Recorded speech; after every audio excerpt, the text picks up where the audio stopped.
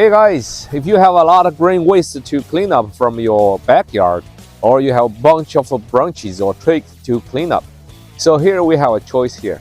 So you can have, say, this little compact chipper. It can handle most of the green waste from your yard. This unit is powered by 8.5 horsepower gasoline engine. Here you see this hopper, and you put all the green waste into this hopper, and it will be dragged automatically and turn all of them into chips.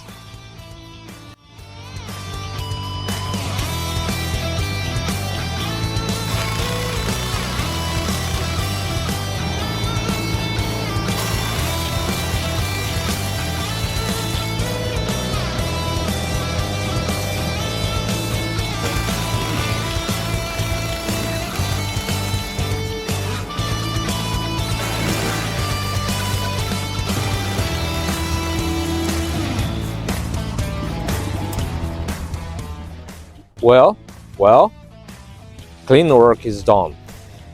We have got a very nice chips. Look at these chips. And you can do a lot of choices. Like you can compose them, or you can just do the mulching or your garden. Compost mulching. What a modern life you have. Thank you.